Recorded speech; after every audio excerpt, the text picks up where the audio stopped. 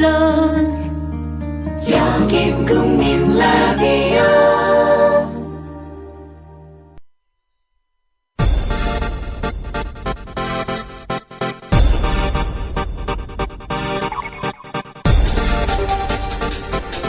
국민 라디오 아침 시사 프로그램 조상훈의 뉴스바.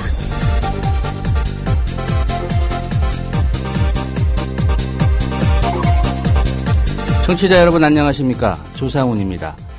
국가정보원법이 금지한 정치 관여를 한 것은 맞지만 선거에 개입한 것으로 볼 수는 없다. 네, 어제 법원이 원세훈 전 국가정보원장의 대선 개입 혐의에 대해 내린 1심 판결의 요지입니다. 국정원 심리전단의 활동이 정치 관여에는 해당하나 특정인의 당선이나 낙선을 위한 목적은 없었다. 따라서 선거법 위반은 아니라는 얘기입니다.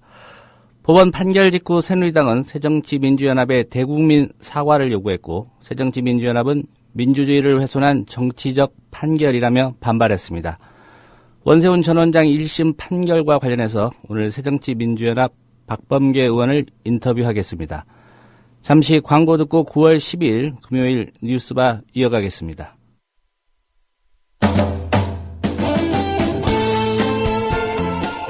(2013년) 국민라디오 광고 히트 상품 철원 5대쌀이 2014년 다시 돌아왔습니다. 특히 올해는 1조 시간이 길어 기름이 차르르 구수하고 찰진 햅쌀 맛을 느낄 수 있다는데요. 10kg은 3만원, 20kg은 6만원입니다. 드시고 맛없으면 100% 환불해드리는 거 다들 아시죠? 주문 전화번호는 010-9523-5400번, 010-9523-5400번입니다. 택배비는 별도입니다.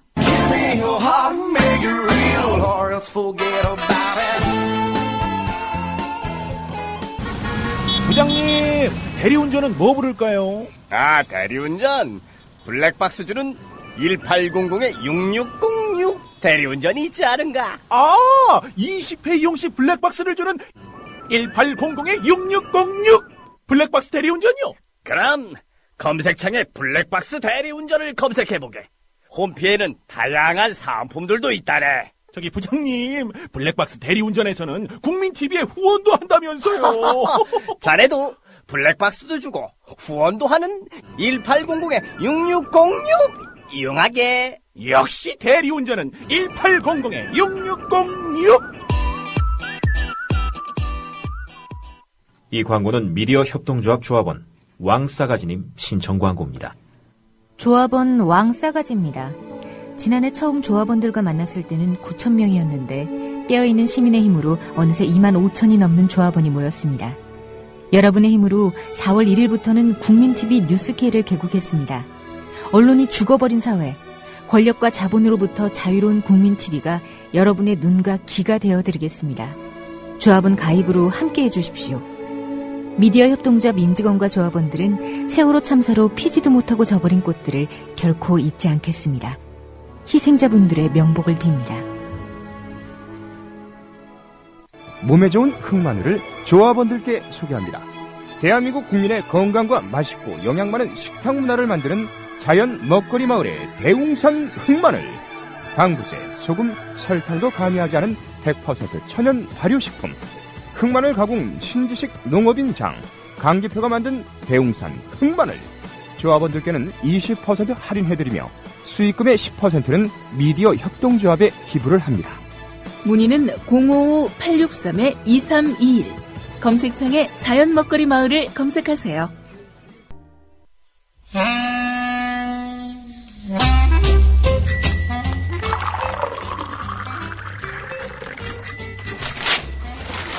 아침 신문 귀로 읽으세요. 김용민의 조간 브리핑. 네, 9월 12일자 조간신문이 전하는 주요 기사 살펴보겠습니다. 김용민 PD의 조간 브리핑입니다. 안녕하십니까? 네, 안녕하십니까. 오늘부터 제가 우리 조 국장님을 조도사님이라고 불러야 되지 않겠는가 생각을 했습니다. 이유는요? 어제 원세훈 선거법 위반은 무죄, 국정원법 위반은 유죄 예측하지 않으셨습니까? 예, 그 정치적으로 보면 그럴 가능성이 높다라고 봤기 때문에 아마 대다수가 그렇게 예측하지 않았을까 저는 그렇게 생각하고 있습니다. 그렇게 단언하신 분은 많지 않습니다. 짐작은 그렇게 했겠지만, 이 법원의 그 판단, 그 위에 우리 조 도사님의 헤아림이 있는 것 같습니다. 예. 오늘 관련 기사부터 좀 살펴봐야 될 것 같습니다. 네. 조선일보에 이 기사가 날 거라고 전 짐작을 했습니다.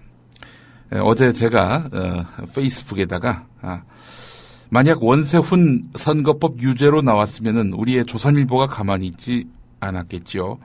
이범균 판사가 과거 유성 동생 유가려에 대해서 무죄 선고를 내린 한쪽 편에 기운 판사라니 출신이 어떻고 판결 성향이 어떻고, 그래서 제가 조선일보에게 이용당할 가능성이 있으니 판사 개인 대신 판사가 펼친 법리를 갖고 비판합시다. 이렇게 제안을 했었습니다. 예. 근데 어제 재판정에서는 재판이 끝나자마자 소란이 있었던 모양이죠. 조선일보가 오늘 침소봉대했습니다. 3면을 보면 이범균 판사 찾아내서 죽이겠다. 진보 성향 방청객들 고성 몸싸움. 이런 제목을 달았습니다. 확실하게 이용을 했습니다. 이범균 부장판사에 대해서 일단 조선일보가 잔뜩 추켜 세웁니다. 유성 씨 재판에서 이렇게 나름 유성 씨에게 그 무죄를 선고한 이후 진보 성향 인사들로부터 사법부의 양심, 살아있는 정의, 법이 있다는 것을 증명한 판사라는 극찬을 받았는데, 김용판 전 서울지방경찰청장에 대해서 무죄를 선고한 데 이어서 어제 원세훈 전 원장에게 집행유예를 선고하자 방청객 중 일부는 법정으로 나와서 이범균 찾아내서 죽일 거야, 엉터리 재판을 한 책임을 져야 한다 라는 등 원색적 비난을 퍼부었다. 이렇게 기사가 나왔습니다. 예. 조선일보가 법원의 주요 판결에 대해서 자신들의 견해를 속속 이렇게 그동안 많이 좀 밝히지 않았습니까? 사실. 그렇죠. 예. 너무나 많은 사례가 있는데, 당장 생각이 나는 게 2011년 11월 22일 뼛속까지 친미인 대통령과 통상 관료들이 서민과 나라 살림을 팔아먹은, 그날을 난 잊지 않겠다라고 페이스북에 올린 최은대 부장판사 관련 기사. 그걸 11월 25일자 일면에 실어서 사상검증을 시도한 일. 이건 판결과 직결된 것은 아닙니다만은 판사 길들이기, 조선일보가 그동안 끊임없이 시도해왔던 것들입니다. 예. 또 각하새끼 짬뽕 하면 또 생각나는 이정열 전 판사라든지, 또 서기호 전 판사에 대해서도 조선일보가 대대적으로 문제 삼았습니다. 예. 판사의 얼마 품격, 전에는 공정성. 이정희 통합진보당 그 대표 부부 중북이라고 했던 그 판결 유죄다. 이거에 대해서도 좀 기사를 많이 썼었죠. 8월 12일자 사면 기사 여러분들께 소개를 해드렸는데요. 종북 지적의 배상 판결 내린 재판부는 광우병 천성산 터널은 보수 언론 책임 엄격하게 묻고 BBK 사건 때는 1심 뒤집고 주간지 시사인 손을 들어줘, 이런 제목을 달았습니다. 예. 그러면서 당시에 두 재판장의 얼굴까지 공개를 했는데요. 재판부가 보수 언론에는 적대적이란 점을 강조하고 싶었던 모양이죠. 조선일보가 당시 그렇게 해서 이런 식으로 판결하면은 너희 과거 털 수 있다라는 점을 기사를 통해 시사했었습니다. 조선일보가. 예, 그런 의미에서 본다면은 누군지 모르겠고요. 그 사람이 진짜 예를 들어서 조선일보 기사에 한 줄 나오려고 고용된 사람인지 알 수 없는 거 아니겠습니까? 예. 그 사람이 유명한 사람도 아니고 나름 그 발언에 어떤 무게를 실을 만한 그 위치에 있는 사람인지 알 수 없어요. 누군가 방청객 중 한 명이 재판정을 나와서 이범균 찾아서 죽이겠다. 이걸 어떻게 신문기사 타이틀로 달 수가 있습니까? 예. 이런 조선일보의 태도를 보면서 과연 조선일보는 사법부 길들이기를 시도한 적이 없었는지 되묻지 않을 수 없고요. 그 사례가 충분하다는 점을 말씀을 드렸습니다. 예. 신문 사설들은 어떻게 이 소식 전하고 있습니까? 이게 어떤 신문인지 한번 맞춰보시기 바랍니다. 제목 1년간 나라 흔든 국정원 선거 개입 결국 무죄. 아직 2심, 3심이 남아있긴 하지만 1심의 판단은 작년 한 해 동안 정치권은 물론 우리 사회 전체를 극심한 정쟁으로 몰고 갔던 이른바 국정원 대선 개입이란 것이 실은 실체도 없는 것이었다는 결론이다. 이 사건에 대한 수사를 방해했다는 혐의로 기소도 했던 김용판 전 서울청장도 이미 무죄를 받았다. 오히려 김 전 청장이 수사를 방해했다고 공격한 권은희 전 수사과장이 재판에서 허위 진술을 한 것이 드러났다. 우리 사회는 정치적 사건이 불거지면 증거를 따질 겨를도 없이 곧장 편싸움장으로 바뀌고 만다. 자신들의 생각과 다른 증거에는 아예 눈 감고 자신들에게 유리한 것은 과장해서 부풀린다. 이런 내용인데요. 예.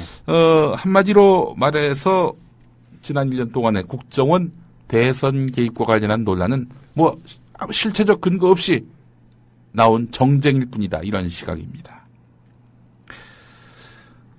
어떻게 판결 내용에 담겨있는 허점 이런 것들을 발견할 노력들은 하지 않고 그냥 그 판결 입맛에 맞다고 이거는 정의고 곧 진리다 라고 단정하고 규정하는 거 아니겠습니까? 예. 이 사설이 어떤 신문 사설인지 뭐 굳이 설명 안 드려도 앞서 들으시는 것도 있고요. 그 신문입니다. 예. 다른 매체는 어떻습니까? 중도적 성향을 띠고 있는 한국일보 보겠습니다. 제목이 이렇습니다. 원세훈 선거법 무죄 근거 수긍하기 어렵다. 중도적 신문의 목소리도 이러합니다. 재판부는 국정원 직원들이 원세훈 전 원장 등의 지시로 특정 정당이나 정치인을 지지 또는 비방하는 정치 관여 행위를 한 점은 인정되지만 선거법상 선거 개입 혐의로까지 볼 수는 없다고 밝혔다. 공직선거법상 선거운동으로 보기 위해서는 목적성, 능동성, 계획성이 있어야 하는데 이를 인정하기 어렵다고 보았다. 국정원장이 어떤 목적을 가지고 계획한 것이 아니라는 이야기다. 그러나 재판부는 같은 행위에 대해서 국정원법 위반을 인정하면서 국정성과를 홍보해서 대통령과 여당을 지지하고 정부에 반대하는 야당과 정치인들을 비판했다고 그 근거를 댔다. 여당을 지지하고 야당과 야당 후보를 비판하는 것을 인터넷과 SNS에 대량으로 띄운 행위가 목적을 가지고 계획한 게 아니라는 설명도 납득하기 어렵지만 같은 행위에 대해서 국정원법 위반은 맞지만 선거법 위반은 아니라는 논리는 군색하다. 이번 판결이 나오자 일부에서는 검찰의 무리한 기소를 문제 삼고 있지만 검찰의 수사와 기소 과정을 들여다보면 오히려 검찰의 수사 의지 부족을 탓하지 않을 수 없다. 첫 공판이 시작된 뒤에도 수사 과정에서 외압 논란이 일면서 특별수사팀장이 경질되고 수사팀이 공중 분해되는 등 검찰의 진상규명 의지가 후퇴했다는 지적을 받았다. 법원의 이번 판결은 오히려 검찰 수사의 한계를 드러냄으로써 특별검사 도입의 필요성을 다시 한번 확인해 주었다. 이런 내용입니다. 뭐 지적한 대로 최동욱 검찰총장 중간에 옷 벗었지요. 네. 예. 또 윤석열 특별수사팀장 갈렸지요. 네. 예. 뭐 또 이 수사에 참여했던 검사들도 대부분 또 다른 자리로 갔고요. 네. 예. 한겨레 사설을 보겠습니다. 선거 때 정치 개입이 선거법 위반 아니라니. 예, 이 한 줄에 뭐 어제 판결에 논리적 문제점들이 다 드러나는 것 같습니다. 참으로 이상한 판결이다. 정치적 파장을 고려한 정치 판결이란 말이 나오게 됐다. 재판부는 선거 때 정치 관여가 당연히 선거운동이 되는 것은 아니다라고 주장했다. 이런 판단은 상식과 동떨어진 것이다. 검찰 주장대로 모든 국정이 선거로 수렴되는 선거 때의 정치 관여 행위는 특정 후보자의 유불리로 이어지는 선거운동이 될 수밖에 없다. 국정원 심리전단은 대선 직전 조직을 확충했고 댓글, 트위터 활동도 대선 시기에 집중됐다. 그 상당수가 야당과 야당 대선 후보를 비방하는 내용인데도 선거운동이 아니라면 눈 감고 아웅하는 꼴이 된다. 더구나 이번 재판은 시작 전부터 국정원의 조직적인 범행 은폐로 왜곡되어 온 터다. 국정원은 검찰 수사에 전혀 협조하지 않았고 재판에서도 명백한 증거조차 부인하는 등 대부분 모르쇠로 일관했다. 그 결과 법정에서 채택된 증거도 크게 줄었다. 이런 상황을 뻔히 방치하다가 이제 와서 증거 부족으로 선거법 위반을 인정하지 못하겠다고 했으니 수긍하기 어렵다. 네, 이게 바로 한겨레 오늘 사설 내용입니다. 예. 또 야당의 반응이 정치적 판결이다 뭐 이런 입장 아니겠습니까? 네, 그렇습니다. 그런 부분에 대해서는 야당도 일정 부분 좀 책임이 있지 않나 싶습니다. 네. 웬고하니 지난 1년 동안 했던 얘기가 선거를 다시 하자는 얘기는 아니다. 예. 대선 불복은 아니다. 네. 뭐 이런 얘기 야당이 강조해 오지 않았습니까? 그렇죠. 예. 예. 거기에 재판부가 화답한 것일 수도 있는 거예요. 예. 자, 사실 국정원 직원들의 트윗 내용을 살펴보면 이게 과연 선거 관여가 아니라고 볼 수 있을까? 그런 생각을 갖게 됩니다. 예. 신문들이 그 부분을 좀 지적을 했죠. 한겨레 이면을 보겠습니다. 지금 국정원들이 국정원법을 위반하면서 쓴 정치 관여 트윗, 그러나 선거 관여는 아닌 트윗, 이런 겁니다. 한번 여러분들이 들어보시고 이게 진짜 선거 관여가 아닌지 판단해 보시기 바랍니다. 10월 28일, 그러니까 2012년입니다. 한 국정원 직원이 썼습니다. 박근혜 후보 후원 계좌 안내, 대선 승리로 가는 큰 힘이 됩니다. ARS 후원 전화 한 통화에 3,000원, 060-700-2013. 네. 리트윗했습니다. 리트윗은 뭐 사실상 트윗이라고 봐야 되겠죠. 재전송이긴 하지만 본인이 동의했기 때문에 올리는 거 아니겠어요? 뭐 그렇게 또 법적으로 판단이 되고요. 예. 또 같은 날 오늘도 기분 좋게 5통화했어요. 박근혜 후보 후원 계좌 안내, 대선 승리로 가는 큰 힘이 됩니다. ARS 후원 전화 한 통화에 3,000원, 060-700-2013. 여러 통화를 해도 됩니다. 이렇게 이건 직접 썼어요. 후보의 특정 정책을 지지하는 수준을 뛰어넘어서 선거자금 모금까지 발벗고 나선 건데요. 검찰 관계자는 일반 공무원이 특정 후보자의 후원금 모금을 위해 이런 글을 올렸다면 100% 선거법 위반으로 처벌받았을 것이다. 이렇게 말했다고 합니다. 국정원 직원들은 공무원 아닌가요? 일반 공무원은 아니죠. 네, 아주 특별한 공무원인데 특별한 공무원은 뭐 이런 글 올려도 되는 것인지 의문을 갖지 않을 수가 없고요. 자, 그리고 10월 2일 날 올린 글 보겠습니다. 이것도 역시 리트윗한 것이긴 한데 박근혜가 신뢰받는 이유, 아버지 박정희 때문도 있겠지만 저는 세종시 발언에서 나온 그때 그 짜릿한 국회 발언이 컸다고. 그때는 정말 웬만한 야당보다 더한 임팩트였죠. 그런 소신이 있으니 지금까지 온 거고요. 라고 쓴 글이나 11월 22일 직접 쓴 글입니다. 편하게 살 수도 있었을 텐데 오로지 국민과 나라를 위한 일념으로 개인의 모든 걸 버리고 희생하는 박근혜 후보를 밀어주셔야 합니다. 예, 이런 글이 있었습니다. 11월 30일에는 박근혜 캠프에서 만든 로고송을 올린 다음 무한 리트윗을 부탁하기도 했습니다. 예, 이게 한겨레가 전한 이제 박근혜 후보를 네. 사실상 지지한 네. 그런 글들의 예고요. 네. 반대로 민주통합당 당시 문재인 후보를 또 비방하거나 네. 뭐 낙선을 목적으로 했다라고 볼 수 있는 글들도 많이 있었죠. 예, 한 국정원 직원은 2012년 11월 6일 종북 문재인이 당선되면 낮은 연방제, 적화통일, 괄호 열고 공산화, 괄호 닫고 이것을 이루려고 할 것입니다. 자유월남이 적화통일 됐을 때처럼 재산몰수, 자유인권 탄압, 학살되거나 정신수용소로 가거나 보트피플이 될 겁니다. 라고 적었습니다. 예, 이분이 정신수용소에 가야 되겠네요. 이 직원은 또 11월 23일 문재인의 대북과는 종북을 넘어서 간첩 수준이다. 모든 국민들이 다 그렇게 생각했을 것이다. 라고 썼고요. 12월 8일 문재인의 부친이 북괴 인민군 장교 출신? 물론 물음표를 달긴 했습니다만은 이런 식의 글을 올렸습니다. 다른 선거법 위반 사건에서 법원은 이번처럼 까다로운 유죄 판단 기준을 내세웠느냐? 그렇지 않았다는 겁니다. 대전고법은 지난해 7월 국회의원 선거 비례대표 후보자가 성매매를 했다는 내용이 담긴 트위터 게시글을 직접 쓴 것도 아니고 리트윗한 황모 씨에게 선거법 위반죄를 인정해서 벌금 1,500만 원을 선고했습니다. 국정원 직원 대표적으로 원세훈 당시 원장의 선거법 위반 무죄를 결정한 법원이 또 다른 데에서는 리트윗 하나만으로 선거법 위반죄를 인정했던 것이죠. 예.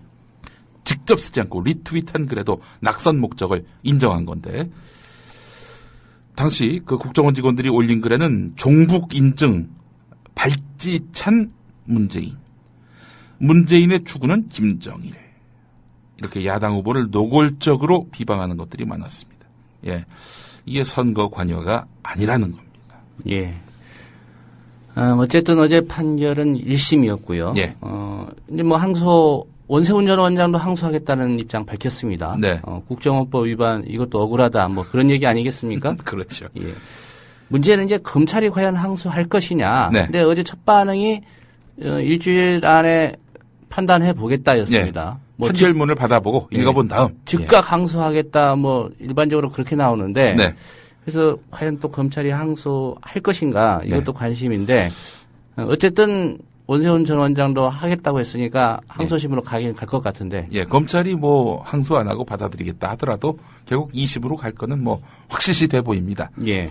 자, 근데 중요한 건 뭐냐면은 과연 공소 유지가 원활할까 하는 점 아니겠습니까? 경향신문이 사면에서 그 점을 짚었습니다. 검찰 수뇌부는 이번 사건의 적극성을 보이지 않았다. 특별수사팀은 1심 공판에서 각자의 근무지인 지방과 재판이 열리는 서울을 오가면서 공소유지를 해왔는데 지난해 10월 윤석열 전 특별수사팀장이 항명파동과 관련해서 수사팀에서 배제된 이래 지난 1월 정기인사에서 박형철 부팀장이 대전고검으로 이동하는 등 수사팀은 사실상 뿔뿔이 흩어졌다. 윤석열 전 팀장에 이어서 팀장직을 맡아서 서울중앙지검에 머물러 온 이정희 춘천지검 원주지청장도 현재는 근무지로 복귀한 상태다. 특별수사팀 지휘체계도 불명확하다. 지난해까지만 해도 직제표상 서울중앙지검 2차장 검사 산하에 배치됐던 특별수사팀은 이미 직제표에서 자취를 감췄다. 그럼에도 검찰은 특별수사팀이 유지될 것이다 라고 밝히고 있는데 특별수사팀은 수사 대상인 국정원의 비협조와 항명파동 등 검찰 내부의 갈등으로 고전을 거듭해왔다. 특별수사팀은 지난해 6월 원세훈 전 원장에 대한 공직선거법 위반 혐의 적용과 구속 기소 여부를 두고 황교안 법무부 장관과 갈등을 빚기도 했다. 현재 검찰 공안부는 황교안 장관과 의견을 같이 하는 것으로 알려졌다. 예, 항소는 하겠지만은 뭐 2심에서도 1심과 같은 판결이 나올 것이 예상됩니다. 예. 이런 검찰의 사정을 따져본다면 말입니다. 예. 이런 우려 때문에 지난해 야당이 뭐 특검하자 이런 얘기 있었지만 예. 뭐 그 얘기는 지금 한참 오래된 얘기처럼 네. 거의 잊혀졌고요. 뭐 야당이 그런 주장을 한다고 해서 여당이 받아들일 가능성도 대단히 낮아 보입니다. 예. 다음 소식 좀 살펴보겠습니다. 이상돈 중앙대 명예교수를 지금 새정치민주연합이 비대위원장으로 영입하겠다. 네. 이런 보도가 있었죠? 예, 그렇습니다. 오늘 경향신문 10면을 보면은 이상돈 교수 또 박영선 위원장과의 인터뷰 내용이 있습니다. 어제 박근혜 선거 운동을 했던 사람을 야당 대표로 세운다라는 소식에 그야말로 야당은 벌집 쑤신 듯 발칵 뒤집혔습니다. 김광진 의원의 그런 발언이 상당히 주목되는데요. 아무리 위급한 수술에도 혈액형은 맞춰야 한다. 이렇게 이야기했습니다. 예.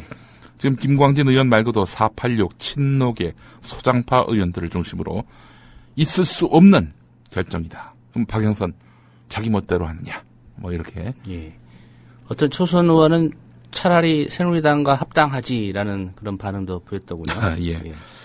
이상돈 교수가 경향신문과 통화를 했습니다. 나는 자기를 탐하는 사람이 아니다. 거기가 싫으면 그만 아니겠느냐 라면서 비대위원장직 고사 가능성을 이렇게 밝혔다고 합니다. 이상돈 카드가 반나절 만에 제1야당의 4분만 이렇게 확인시켜주면서 해프닝으로 끝날 가능성이 높아졌다는 겁니다. 박영선 위원장, 만약에 이상돈 교수가 나 안 한다. 그렇게 날 싫어하면 내가 굳이 갈 이유가 있겠느냐. 라고 나온다면 이건 진짜 뭐 회복불능의 치명타를 입게 되는 거 아니겠습니까? 예. 박영선 위원장이 어제 저녁에 서울 모처에서 경향신문과 인터뷰를 가졌는데요. 당내 인물보다는 외부 인사가 들어와야 당이 변할 가능성이 훨씬 높다. 라면서 이상돈 교수 영입 추진 배경을 설명을 했는데요. 네. 뭐 진보 보수 양쪽을 각각 대변하는 인사를 공동 비대위원장으로 영입한다는 그런 구상도 밝혔다고 합니다.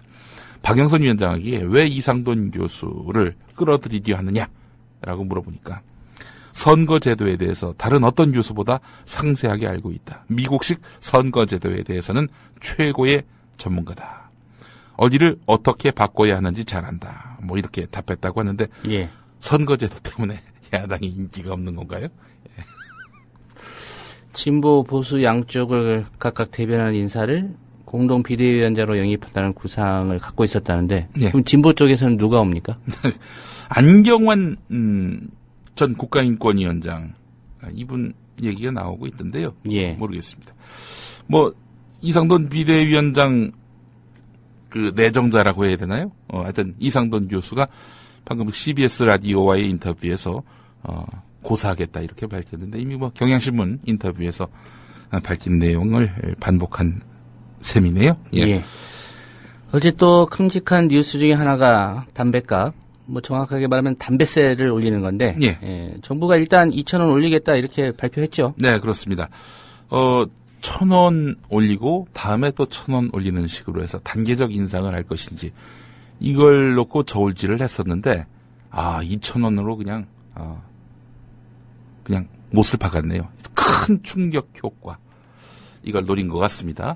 왜 하필 그 판결날 이런 큰 충격 효과를 수반하는 담배세 인상 계획을 발표했는지 의문을 갖지 않을 수가 없는데요. 자, 경향신문 이면을 보겠습니다. 담배값 올리면 흡연 줄어들까? 보건복지부는 담배 가격 인상이 흡연율 저하에 크게 영향을 미친다고 주장하고 있다. 2004년 말 담배값을 2,000원에서 2,500원으로 올리자 흡연율이 57.8%에서 44.1%로 떨어졌다는 것이 주요 근거다.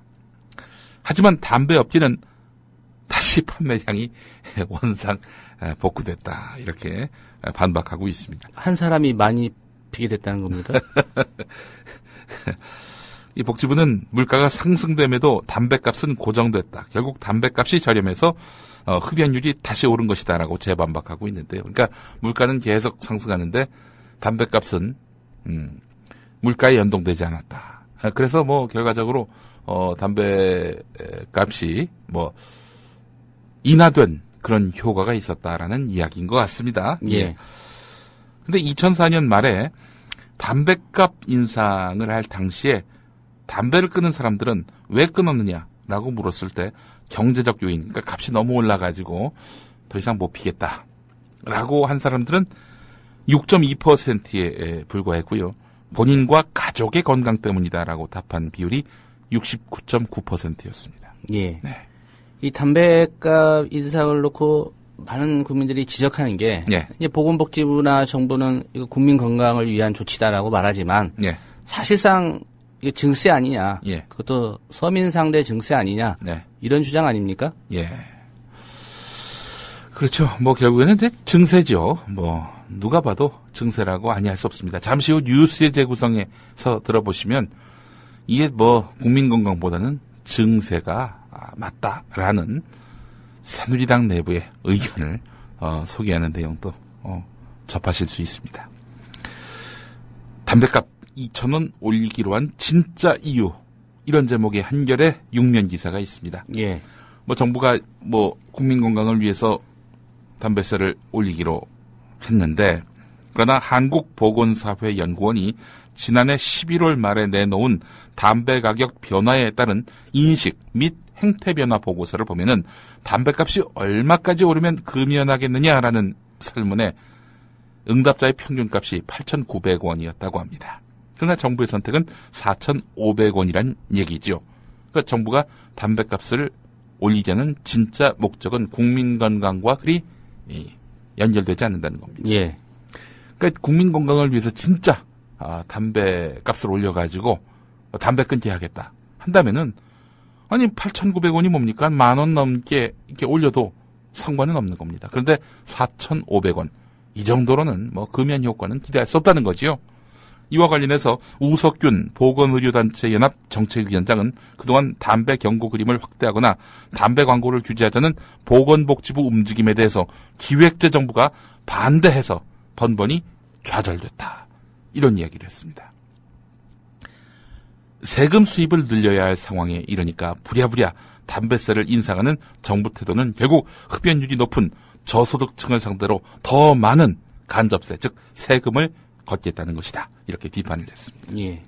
이런 지적 뒷받침할 수 있는 근거들도 좀 제시가 됐죠. 예, 한겨레 기사에 나와 있습니다. 지난 6월에 조세재정연구원이 발표한 보고서를 보면은 담배값을 2,000원 인상할 경우 세수 증가분, 세금 수입 증가분은 2조 7천억입니다. 주목되는 부분은 2,000원 인상이 세수를 가장 많이 늘릴 수 있는 꼭지점이란 사실입니다. 예. 2,000원보다 더 올리면은 세수 증가분이 도리어 감소한다는 거지요.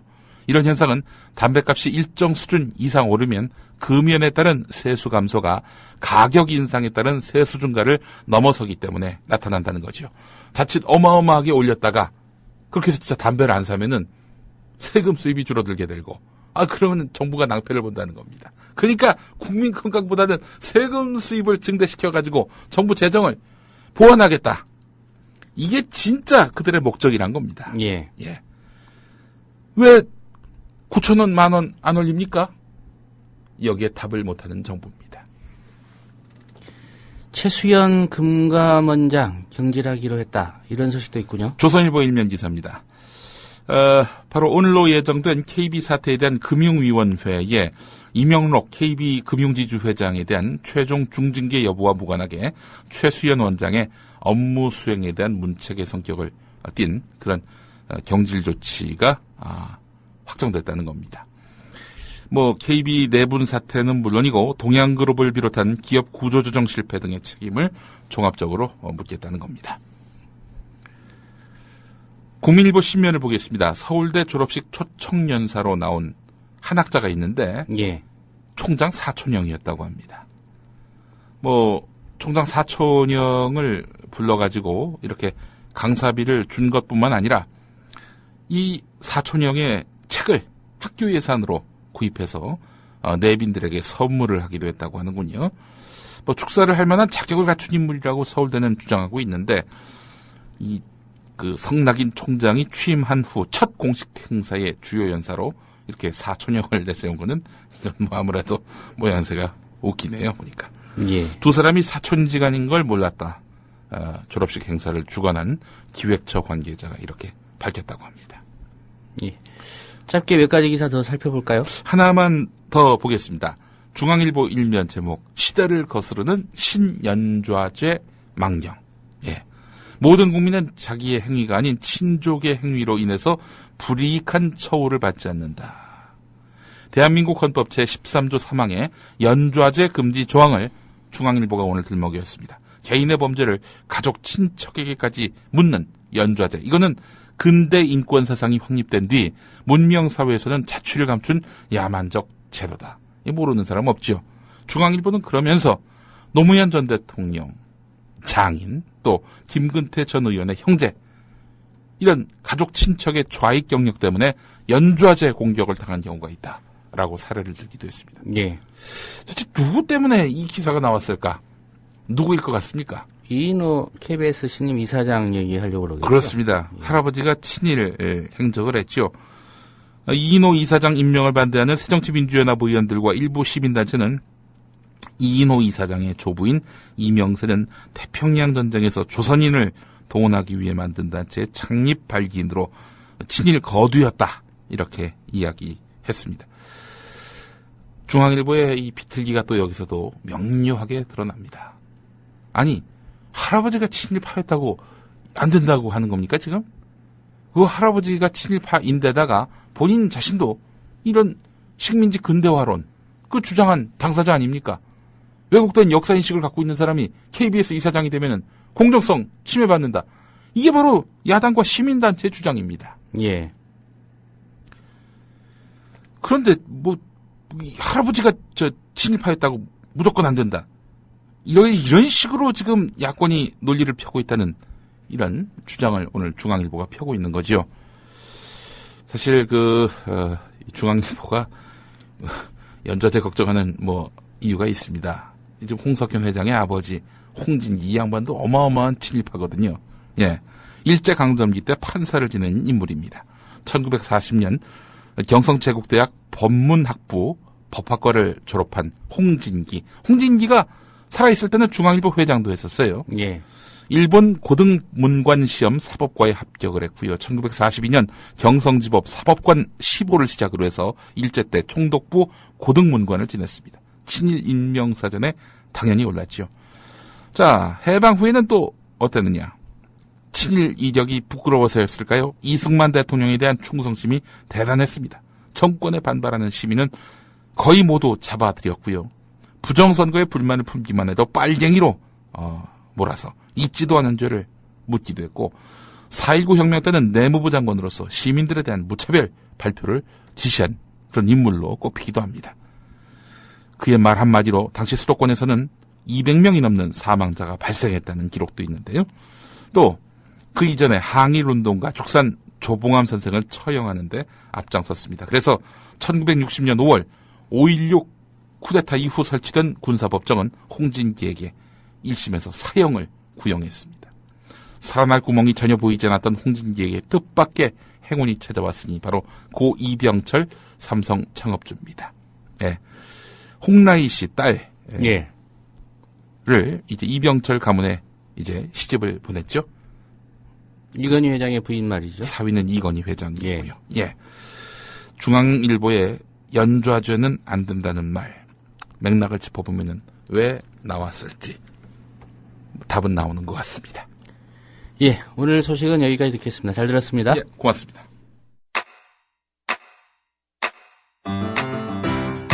국민 라디오 지지하는 4가지 방법 아시나요? 다운로드하기, 별점 주기, 댓글 달기, 구독하기. 국민 라디오를 보다 많은 이들에게 전할 수 있는 가장 손쉬운 방법. 다운로드하기, 별점 주기, 댓글 달기, 구독하기. 잊지 마세요. 다운로드하기, 별점 주기, 댓글 달기, 구독하기.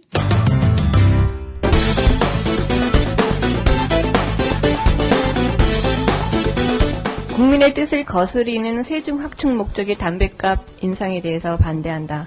정부는 현행 담뱃값이 인상되지 않을 경우 건강보험료의 인상이 불가피하고 건강증진 사업의 추진이 불가피하다는 논리로 또다시 담뱃값 추가 인상을 시도하고 있습니다. 그러나 이와 같은 정부의 주장은 담뱃값 인상의 주 목적이 흡연율 감소와 국민건강 증진보다는 애초부터 부족한 세수를 확보하기 위한 것이었음을 자백하는 것에 다름 아닙니다. 정부는 이번에 재차 담뱃값 인상을 주장하면서 담뱃값이 인상되지 않을 경우 2007년 건강증진 사업 예산에서 2,992억 원의 수입이 감소하고 2007년 건강보험 지원액 3,571억 원이 감소한다면서 담뱃값 인상을 주장하고 있습니다. 그러나 이는 정부가 국회에 계속된 반대에도 불구하고 통과되지도 않은 담뱃값 500원 인상을 전제로 예산안을 짰기 때문입니다. 국회의 지적대로 일단 법안이 통과된 후에 확보된 세수를 바탕으로 예산안을 짰더라면 이러한 사태는 발생하지 않았을 것입니다. 더구나 정부는 과거 담뱃값 인상을 통해 흡연율이 감소되었다고 연일 선전을 하고 있지만 복지부 최근 설문조사 결과를 보더라도 급여자의 92.1%는 건강 염려 등 가격 이외의 요인 때문에 금연을 한 것이며 경제적 이유라고 답한 7.9% 가운데에도 얼마나 담뱃값 인상이 직접적 영향을 미쳤는지는 불명한 것으로 나타나고 있습니다.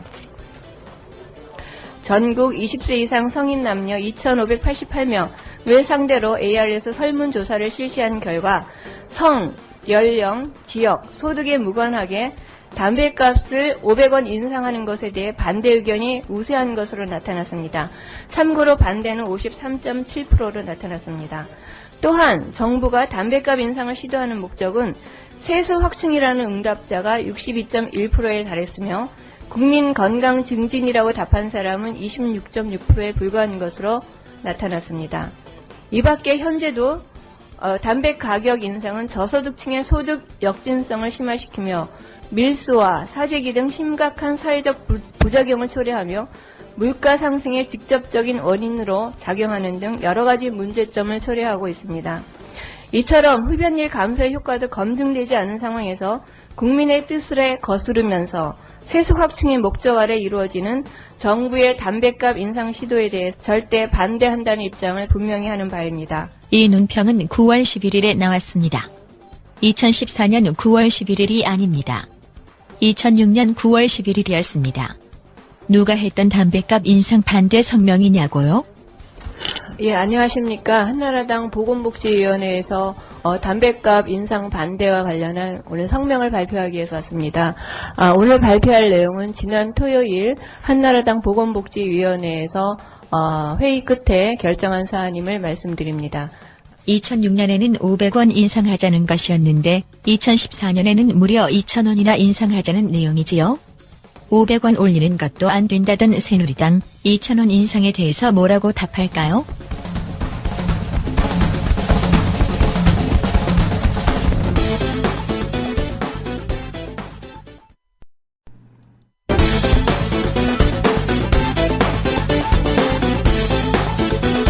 국민의 뜻을 거스리는 세중 확충 목적의 담뱃값 인상에 대해서 반대한다. 정부는 현행 담뱃값이 인상되지 않을 경우 건강보험료의 인상이 불가피하고 건강증진 사업의 추진이 불가피하다는 논리로 또다시 담뱃값 추가 인상을 시도하고 있습니다. 그러나 이와 같은 정부의 주장은 담뱃값 인상의 주 목적이 흡연율 감소와 국민건강 증진보다는 애초부터 부족한 세수를 확보하기 위한 것이었음을 자백하는 것에 다름 아닙니다. 정부는 이번에 재차 담뱃값 인상을 주장하면서 담뱃값이 인상되지 않을 경우 2007년 건강증진 사업 예산에서 2,992억 원의 수입이 감소하고 2007년 건강보험 지원액 3,571억 원이 감소한다면서 담뱃값 인상을 주장하고 있습니다. 그러나 이는 정부가 국회에 계속된 반대에도 불구하고 통과되지도 않은 담뱃값 500원 인상을 전제로 예산안을 짰기 때문입니다. 국회의 지적대로 일단 법안이 통과된 후에 확보된 세수를 바탕으로 예산안을 짰더라면 이러한 사태는 발생하지 않았을 것입니다. 더구나 정부는 과거 담뱃값 인상을 통해 흡연율이 감소되었다고 연일 선전을 하고 있지만 복지부 최근 설문조사 결과를 보더라도 급여자의 92.1%는 건강 염려 등 가격 이외의 요인 때문에 금연을 한 것이며 경제적 이유라고 답한 7.9% 가운데에도 얼마나 담뱃값 인상이 직접적 영향을 미쳤는지는 불명한 것으로 나타나고 있습니다.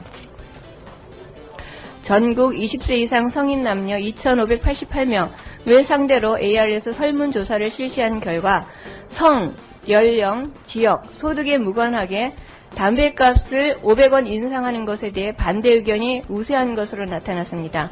참고로 반대는 53.7%로 나타났습니다. 또한 정부가 담뱃값 인상을 시도하는 목적은 세수 확충이라는 응답자가 62.1%에 달했으며 국민 건강 증진이라고 답한 사람은 26.6%에 불과한 것으로 나타났습니다. 이 밖에 현재도 담배 가격 인상은 저소득층의 소득 역진성을 심화시키며 밀수와 사재기 등 심각한 사회적 부작용을 초래하며 물가 상승의 직접적인 원인으로 작용하는 등 여러 가지 문제점을 초래하고 있습니다.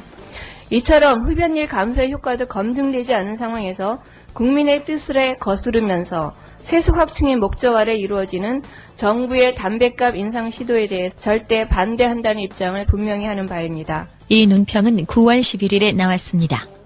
2014년 9월 11일이 아닙니다. 2006년 9월 11일이었습니다.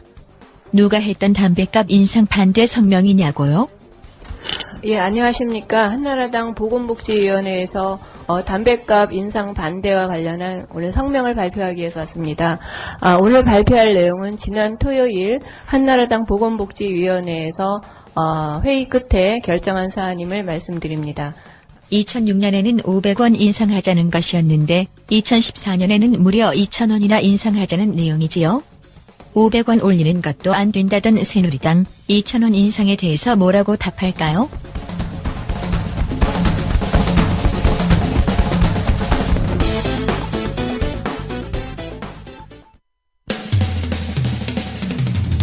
시대와 역사의 맥이 짚힌다. 조상훈의 뉴스바. 현장에서 전해드리는 실시간 정치권 뉴스. 네, 정치권 소식 국회 출입하는 김효진 PD 연결해서 들어보겠습니다. 안녕하십니까? 네, 안녕하세요. 김효진입니다. 예. 새정치민주연합 쪽 얘기부터 여기 얘기부터 좀 해야 될 것 같습니다. 예. 박영선 국민공감혁신위원장. 뭐 이 타이틀이 맞는지는 모르겠습니다. 예. 이상돈 중앙대병위 교수 당 비대위원장으로 영입하려다 뭐 지금 나온 얘기를 본다면 본인이 또 고사하겠다 뭐 이렇게 얘기까지 된 상황인데요. 네. 이게 결국은 그 박영선 의원의 정치 생명에 큰 타격을 줄 것이다. 이런 분석이 많다고요? 네, 그렇습니다. 이 이상돈 카드가 워낙 여러모로 큰 저항을 수반할 수밖에 없기 때문에 이 박 위원장 입장에서는 이것이 받아들여지느냐, 비토당하느냐에 따라서 향후 정치 행보의 향배가 달라질 수도 있습니다. 만약 이 카드가 폐기될 경우 이 박 위원장은 회복하기 어려울 정도의 정치적 내상을 입을 것이란 게 새정치연합 내부의 목소리입니다. 어제 이상돈 교수 영입 구상이 공개된 뒤에 새정치연합 몇몇 의원들하고 얘기를 좀 나눠봤는데 이 기본적으로 무리수였다.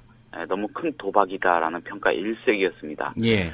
개인적으로는 박 위원장이 대체 왜 저렇게 조급해하고 지도력 비슷한 걸 보여주려고 집착하는지 모르겠다는 어느 의원의 말이 인상적인데 새누리당 이완구 원내대표와의 세월호 특별법 1, 2차 협상 때부터 박 위원장이 일관적으로 보여준 다소 독단적인 스타일이 이번에 정점을 찍은 게 아닌가 싶습니다. 박 위원장의 야심이 너무 컸다. 지금의 시국을 개인적인 도약기로 삼으려고 무리한 것 같다는 등의 분석도 있었습니다. 예. 어제 새정치연합 소속 의원 54명이 반대 성명을 내고 또 초재선 의원 22명으로 구성된 소장그룹 이 더 좋은 미래 역시 비슷한 입장을 냈습니다. 온건파로 분류되는 이 민진모 의원들 또한 비슷한 입장이라고 합니다. 사실상 이 당 전체가 반기를 든 것으로 볼 수 있겠고 일각에서 찬성 목소리가 나온다고는 하지만 크게 의미를 부여할 수준은 아닌 것으로 현재까지 보입니다. 예. 이게 왜 하필 이상돈 교수냐 뭐 이런 문제의 지적도 있지만은 또 이 과정에서 박영선 위원장이 당내 의원들과 충분히 얘기를 하고 결정한 것이냐 이런 논란도 있습니다. 뭐 본인은 각 계파에 미리 알렸다고 주장하지만 또 그 각 계파에 있는 의원들은 뭐 들은 바 없다 이런 주장을 하는데 어떻습니까? 그렇습니다. 말씀하신 지점이 중요해 보이는데 이 박 위원장이 이상돈 카드를 꺼내들기에 앞서서 뭐 김한길 전 대표, 문재인 의원 등에게 알리고 의논을 했다는 건 이미 알려진 사실인데 이런 식으로 미리 언지를 받은 몇몇 사람이 이 측근 그룹 일각에 조심스럽게 상황을 전달하면서 이 당 전체적으로는 아주 일부만 그것도 간접적으로 통보 비슷하게 전달받은 모양새가 됐다고 합니다. 예. 이 심지어는 이상돈 교수 측에서 흘러나온 얘기를 듣고 알게 된 사람도 있다고 하니까 의원들이 느끼는 허탈감이나 배신감이 만만치 않을 것 같습니다. 의총에서 상의해서 당의 구성원들이 동의할 수 있는 사람으로 가야 한다는 우원식 의원의 말도 결국은 앞서 말씀드린 절차적 문제를 지적하는 것으로 보입니다. 이 최민희 의원은 트위터에서 이 전 새누리당 비대위원이 새정치연합 비대위원장이 되는 것은 상식과 원칙에 어긋난다. 세월호 특별법 여야 원내대표 1, 2차 합의에 이은 세 번째 패착이 될 것이다. 이렇게 정면으로 박 위원장을 겨냥했습니다. 예. 이 비교적 일사불란하고 조직적으로 움직이는 새누리당이라면 모르겠지만 새정치연합 분위기에서는 용인하기 힘든 이 제왕적 리더십을 박 위원장이 발휘하려 했다가 역풍만 맞은 셈입니다. 이상돈 교수가 오늘 중에 입장을 밝힐 거라고 하는데 말씀하신 대로 뭐 받아들이지 않는 쪽으로 가닥을 잡았다는 얘기도 있고요. 예. 아마 지금의 상황 자체가 이 교수에게는 압박이고 부담이지 않을까 싶습니다. 이 교수가 이 당내 반발이 그렇게 심하면 나도 굳이 들어갈 이유가 없다는 입장을 이미 뭐 밝혔다고도 하니까 한번 지켜봐야겠습니다. 예. 이게 새정치민주연합 당내 상황으로만 귀결될 문제는 아닌 것 같고요. 문제는 이제 박영선 위원장이 새정치민주연합 원내대표로서 새누리당과 세월호 특별법 협상을 벌이고 있는 파트너 아닙니까? 네. 예, 이 국면에도 좋지 않은 영향을 줄 것이다 이런 우려도 있지 않습니까? 그렇습니다. 이 박 위원장 개인의 정치적 입지 등은 그야말로 순전한 이 내부적 정치 게임 같은 것이니까 그렇다고 쳐도요. 이 당장 세월호 특별법을 둘러싼 여당과의 논의 과정에서 박 위원장의 힘이 급격하게 빠져버릴 수 있다는 게 더 큰 우려다 이런 목소리가 나오고 있습니다. 예. 어제 오후 브리핑 때도 제가 전해드린 바 있는 얘기인데 이상돈 논란과 관련해서 다시 한번 의미를 짚어봐야겠습니다.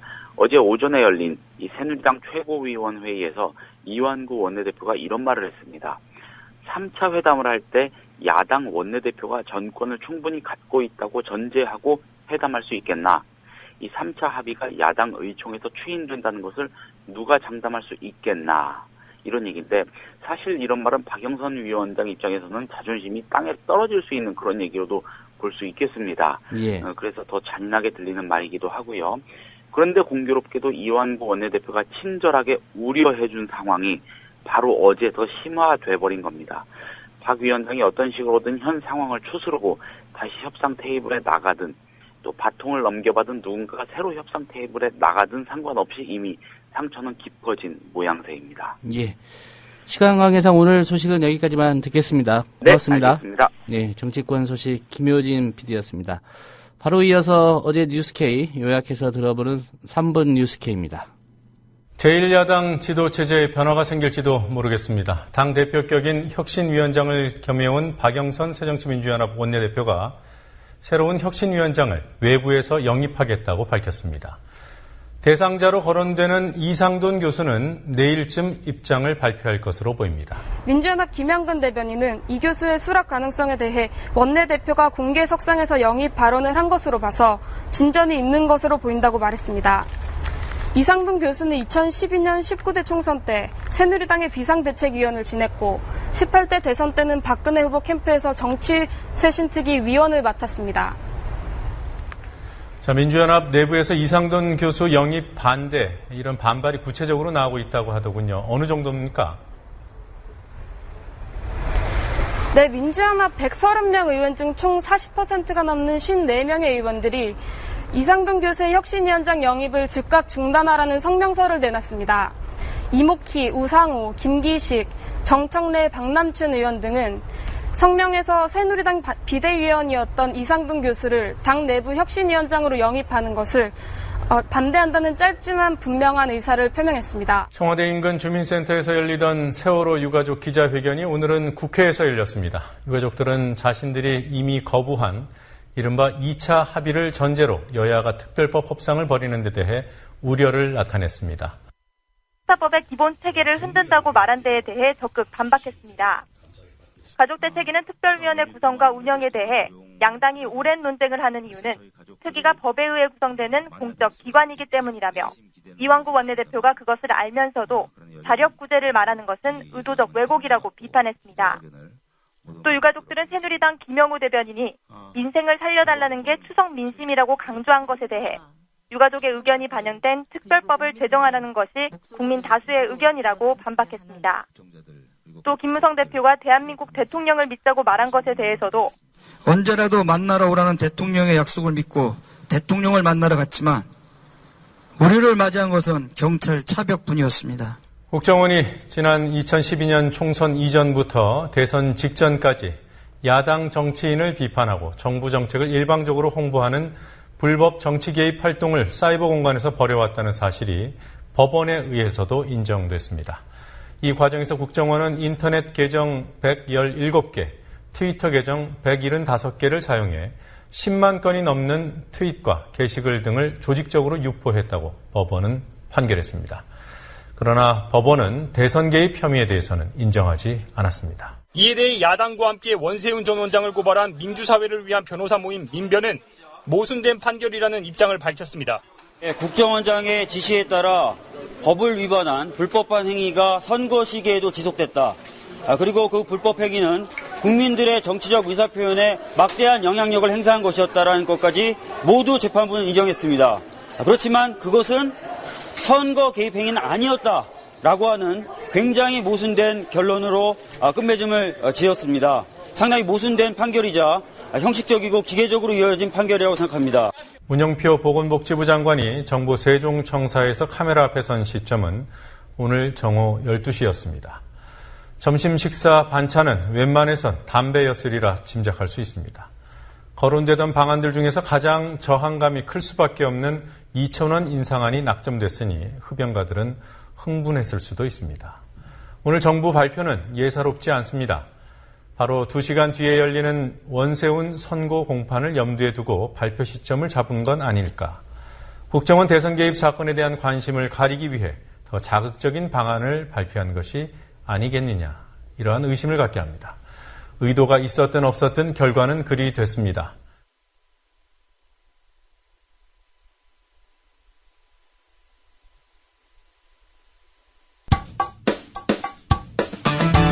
여러분께서는 지금 국민일보 해직기자 조상훈이 진행하는 국민라디오 아침 시사 프로그램 조상훈의 뉴스바를 듣고 계십니다.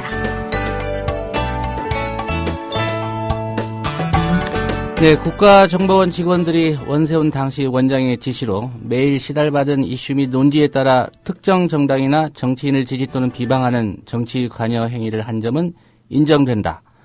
그러나 이 행위를 공직선거법상 선거개입 혐의로까지 볼 수는 없다. 공무원의 지위를 이용한 선거법 위반에 해당하려면 특정 후보자의 당선이나 낙선을 위한 행위라는 점이 입증돼야 한다. 어제 법원이 국정원 댓글 사건에 대해 내린 1심 판결의 요지입니다. 판결에 대한 야권의 입장을 들어보겠습니다. 판사 출신이신 국정원 대선 개입 사건과 관련해서 국조특위에서도 활동한 경력을 갖고 있습니다. 새정치민주연합의 박범계 의원입니다. 박 의원님 안녕하십니까? 네, 안녕하세요. 예, 법원에도 계셨고요. 또 기본적으로 법률가시니까 어제 판결 어떻게 보십니까?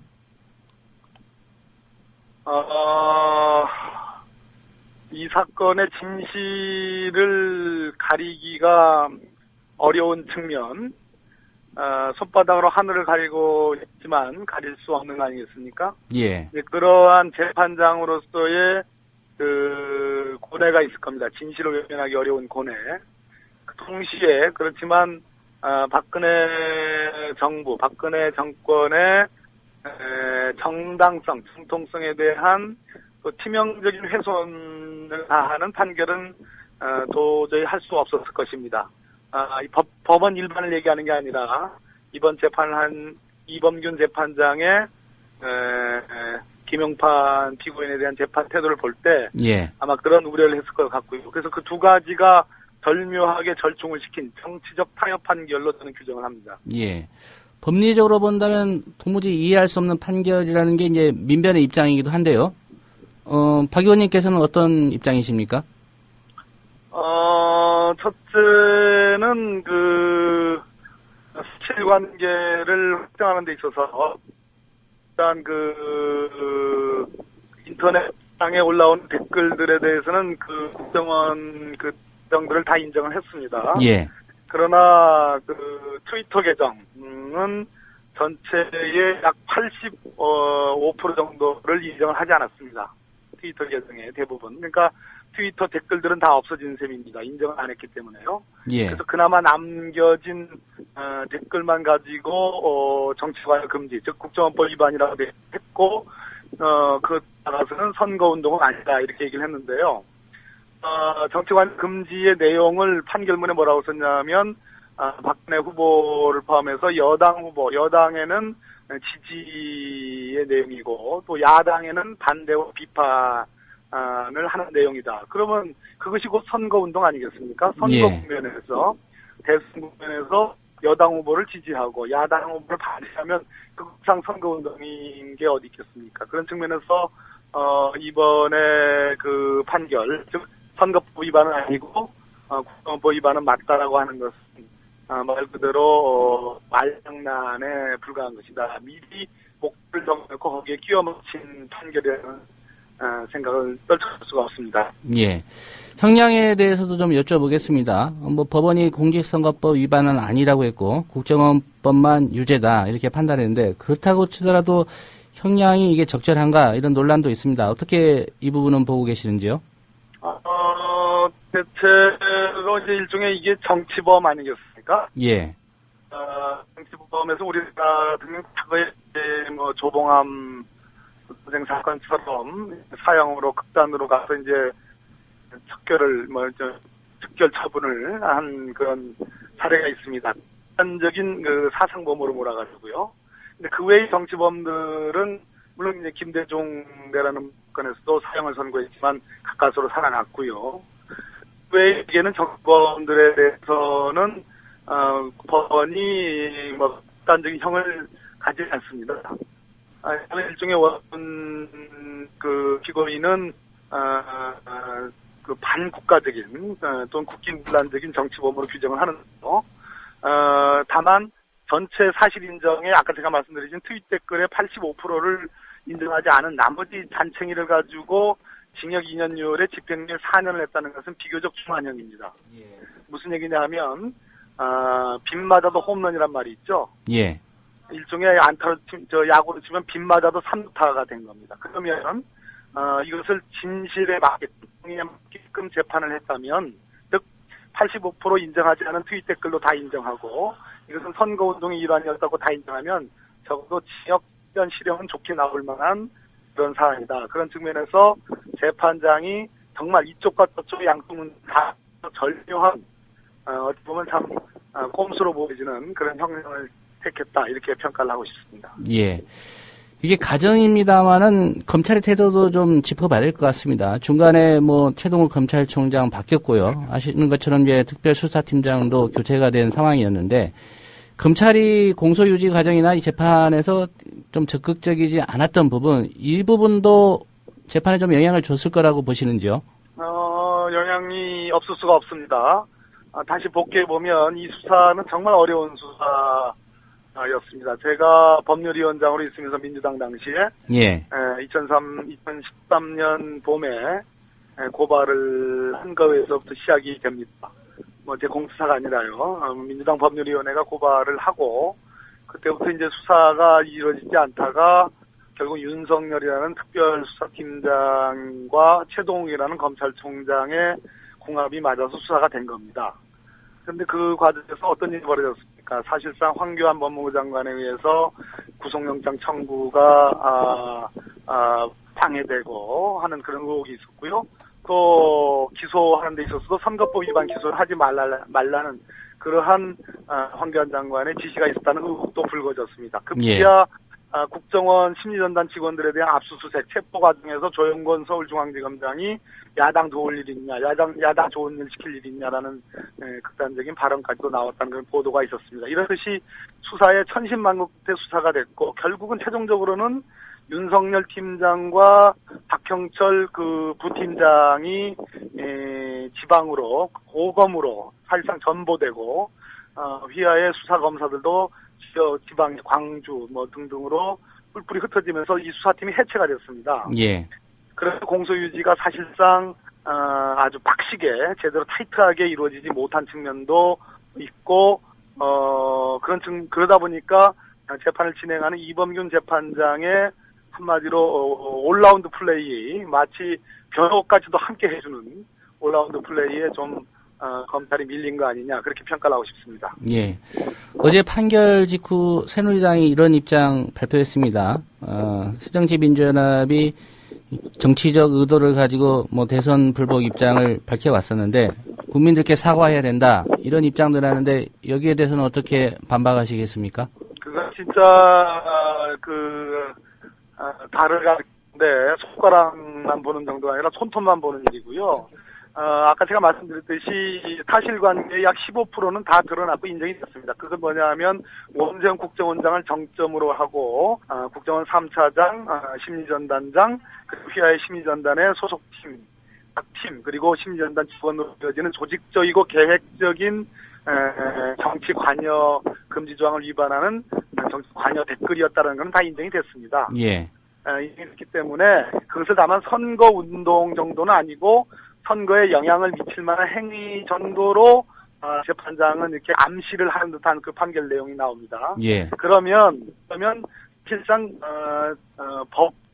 법정형으로 법조항으로 선거운동금을 했다 해서 처벌을 못할 뿐이지 조직적인 선거 관련 행위를 국정원이 했다라는 것을 다 된 겁니다. 예. 민주당이 그 말씀하는 거는 정말 인도적인 해석입니다. 예.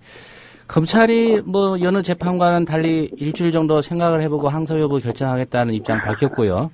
물론 이제 원세훈 전 원장 뭐 국정원법 위반 이거 유죄 이거 억울하다 항소하겠다 입장 밝혔습니다. 결국 2심은 갈 것 같은데 2심에서 그 판결 어떤 좀 뒤바뀔 가능성이 있다고 보시는지요?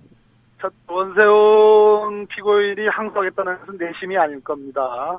이만큼 더 좋은 판결이 저는 있을 수가 없다라는 생각이 들고요. 지난번 이석기 사건에서도 그랬듯이 항소심에서 일부 무죄가 나지 않았습니까? 예. 마찬가지로 이범균 재판장의 판결은 서울고법원에 재판부만 제대로 구성이 된다면 저는 선거법 위반 부분에서는 유죄가 나올 가능성이 있지. 제가 어제 많이 지적을 했는데요. 예. 선거법 85조와 86조인데 저는 선거운동 금지고 86는 선거에 영향을 미칠 행위 금지 조항입니다. 근데 이범균 재판장은 86조가 해당될 것처럼 암시는 했고 정작 그리로 공소장 변경을 유도하지 않았거든요. 예. 그래서 검찰은 반드시 항소를 해야 되고요. 항소하지 않으면 그것은 짬짬입니다. 짜고 치는 고스톱입니다. 반드시 항소해야 되고 항소해서 공소장 변경을 86조로 변경하면 저는 선거법 위반 부분도 유죄가 나올 것으로 생각을 합니다. 예.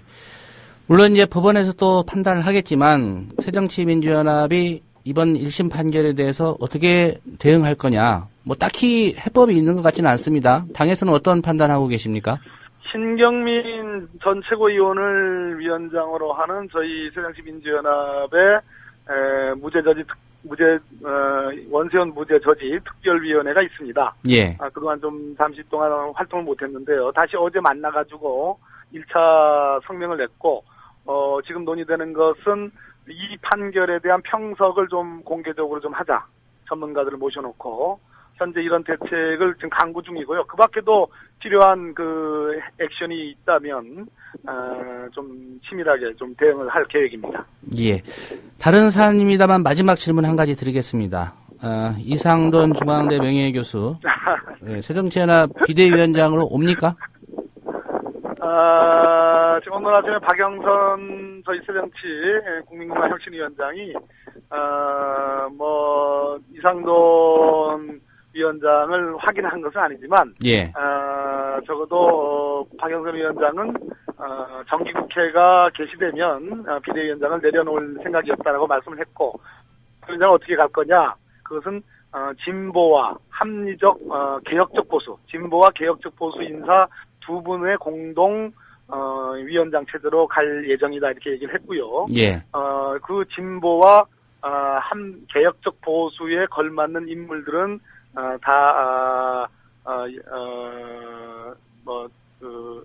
어느 정도 내락을 좀 받아놓은 상태가 아닌가 하는 그런 암시를 했는데 지금 언론들은 이제 이상돈 위원장을 쓰고 계시고요. 이상돈 위원장 본인이 맞다라고 하니까 예. 틀리진 않을 거라고 생각이 들고요. 별도의 진보 쪽 아이콘이라고 얘기할 수 있는 진보 쪽 위원장도 모실 준비가 되어 있다 이렇게 말씀 좀 드립니다. 예.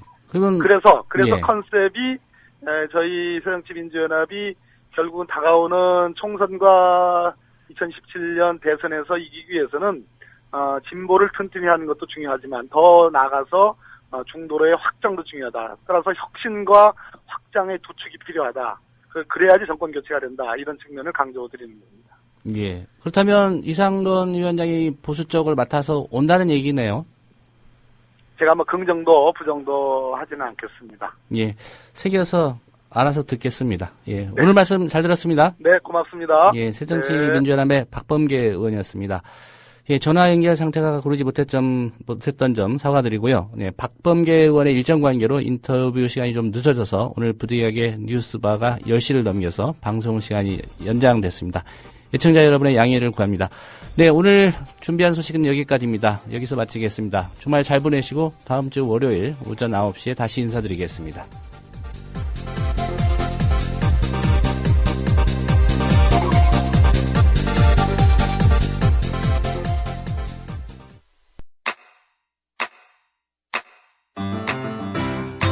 국민 라디오 지지하는 4가지 방법 아시나요? 다운로드하기, 별점 주기, 댓글 달기, 구독하기. 국민 라디오를 보다 많은 이들에게 전할 수 있는 가장 손쉬운 방법. 다운로드하기, 별점 주기, 댓글 달기, 구독하기. 잊지 마세요. 다운로드하기, 별점 주기, 댓글 달기, 구독하기.